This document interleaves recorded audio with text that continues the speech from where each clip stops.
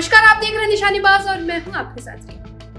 NMDC के Nagarnar steel plant के निजीकरण को लेकर जनता जोगी कांग्रेस के सुप्रीमो अमित जोगी ने केंद्र और राज्य सरकार पर गंभीर आरोप लगाए।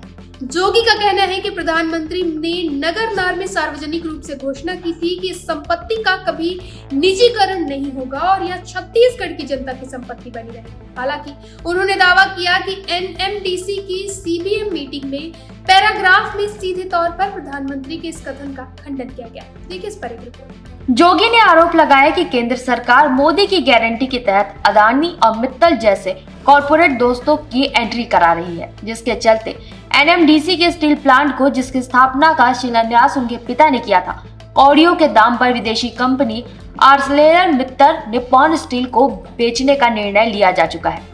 उन्होंने इसे एक सुनियोजित ग्रैंड डिजाइन बताया, जिसमें 3 राज्य की सरकारें आंध्र प्रदेश, उड़ीसा और छत्तीसगढ़ और 3 केंद्रीय मंत्रालय पर्यावरण, स्टील और माइंस शामिल है। जोगी के अनुसार इन 6 संस्थानों ने मात्र 11 दिनों के भीतर इस कंपनी को 6 स्वीकृतियां प्रदान की है। आपको बता दें 29 अक्टूबर से लेकर 9 नवंबर के भीतर इन स्वीकृतियों की बात की गई है, जिससे निजीकरण की प्रक्रिया को तेज किया गया है। उन्होंने ये भी आरोप लगाया कि जो कंपनी मुनाफे में थी उसे सस्ते में बेचने के लिए जानबूझकर घाटे में लाया जा रहा है। जोगी ने दृढ़ता से कहा कि छत्तीसगढ़ की जनता इस निजीकरण को स्वीकार नहीं करेगी और जब तक ये निर्णय वापस नहीं लिया जाता और सीबीआई जांच नहीं होती तब तक वे एनएमडीसी के सीएमडी को बस्तर क्षेत्र में प्रवेश नहीं करने देंगे तथा संपत्ति की रक्षा के लिए एक जन आंदोलन करेंगे। मैं बड़े शॉर्ट और संक्षिप्त में आपको बताना चाहता हूं कि मोदी जी की जो गारंटी है छत्तीसगढ़ की जनता के लिए, वो गारंटी है कि मैं अडानी और मित्तल की एंट्री करा दूंगा।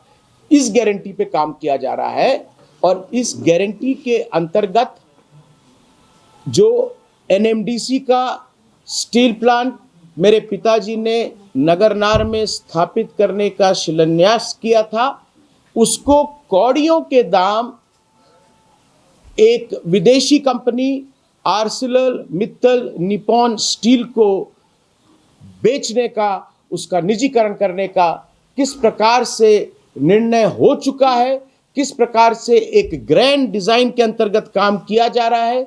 इसमें 3 स्टेट गवर्नमेंट्स आंध्र प्रदेश, उड़ीसा और छत्तीसगढ़ की स्टेट गवर्नमेंट इन्वॉल्व है। इसमें 3 केंद्रीय मंत्रालय, जिसमें एनवायरनमेंट एंड फॉरेस्ट मंत्रालय, स्टील मंत्रालय और माइंस का मंत्रालय इन्वॉल्व है।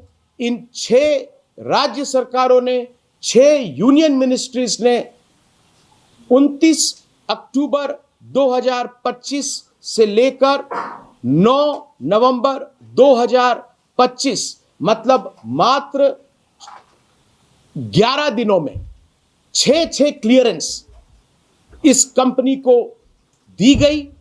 एनएमडीसी ने, जो प्रधानमंत्री जी ने यहां नगरनार की भूमि में घोषणा करी थी कि कभी इसका निजीकरण नहीं होगा, यह हमेशा भारत के छत्तीसगढ़ की जनता की संपत्ति रहेगी।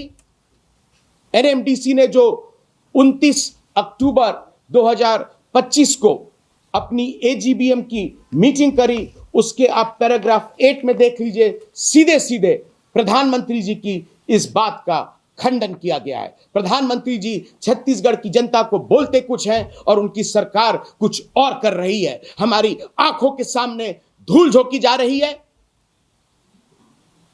ये आर्सलेर मित्तल कंपनी है कौन, जिसको 11 दिन के अंदर 6 राज्य सरकारों ने,